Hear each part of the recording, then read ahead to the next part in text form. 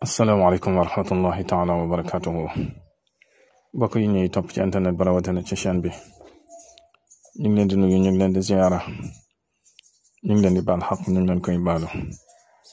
ñu ngi leen di ñaanal jàmm ak tawfiq ak saadatu daari ni ñu ngi koy sàkku ci yéen mbokk yi ñu ngi leen di ziyaara ci àjjuma ji di leen waxal jumaa mubaarak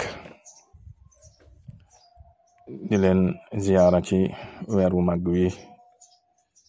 ti mooy mawlidu nabi te mooy weeru gàmm dinañ ci ziyaara bu baax a baax di leen ñaanal suñ bopp di ci borom bi subhaanahu wa taala dëxal ci ay secret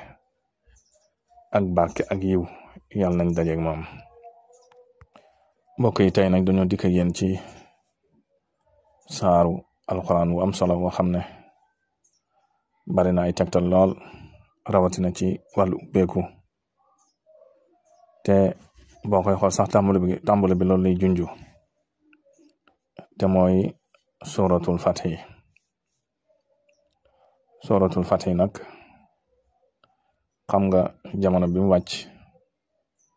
te mooy bi yonent bi sallallahu alayhi wa sallam ànd ak saxaaba yi bëggoon na dem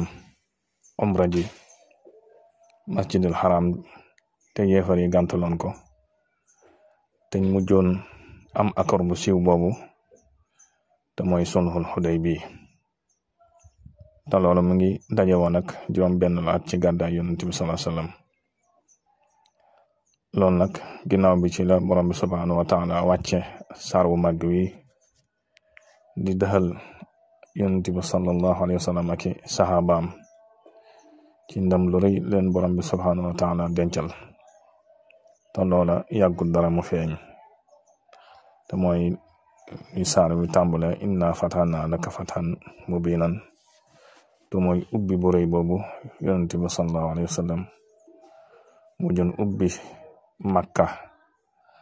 dañ leen xañoon ñu umra waaye mujj gi ñu far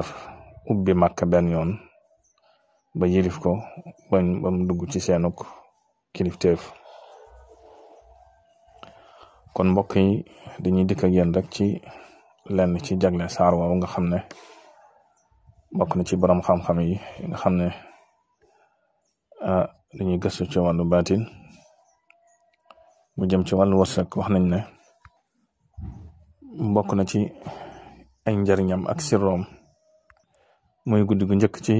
guddi Ramadan te mooy guddi gi weer wi feeñe guddi googu wax nañ ne ku ca jàng suratul Fathi la des ca at ma dootoo ñàkk mukk ak yeneen gënal yu bare bari yoo xam ne ku koy faral di ko jàng moom suratul Fathi ak di ko bari loo koy jàng wax nañ ne ci gént da nga gis yonent bi sallallahu alayhi wa sallam te da nga jaayanteeg moom ci gént kon suratul Fathi saar wu màgg la saar wu bari ay secret la xaj na nag jamono ji nit ñi lu jëm ci wàllu takk ak lu jëm ci wàllu sikkar ñu baree bari xaj na seeni yitte moon ko mayut wala boog buñ takkee tuuti daal di koy tekki moo tax képp koo xam ne farataaloo takk nag danga war a farataal sangu ndax mag ñi dañ daa wax ne jamono bi lum dëgër ñi nga xam ne ñoom ñame nañ sang moom faaw ñuy mos dara kon nag tegtal bi ma lay baaxe te bàyyi ko ci suratul Fathi waxtu boo ko jëfandikoo ci kàttanul borom bi subhaanahu wa taala di nga gis ak soppiku bu baax ak seen mbir lum dëgër waaye nag nii nga koy binde wala nii nga koy bindloo ñetti suratul Fathi lay doon xam nga suratul Fathi laay 29 la ñaar fukk ak juróom-ñeent la yetti suratul Fathi lay doon bu njëkk bi da ngay def suratul boo bindee saar bi maanaam ba'da kulli ayatin aaya boo bind da ngay bind Fatiha bam jeex kon muy ñaar fukki Fatiha ak juróom-ñeent tombeeg ñaar fukki laay suratul Fathi mooy bu njëkk bi beneen bi nga def suratul fati ba'da kulli ayatin nga def ca laaye ji nga def ca laaye ji rabbana iftah baynana wa bayna qawmina bilhaqqi wa anta xayrul fatihin laaye jooji nga ci def kon mu war a doon 26 moom it boo noppee ñetteelu suratul fat bi yaa ngi koy binde nii moom it dangay def ba'da kulli ayatin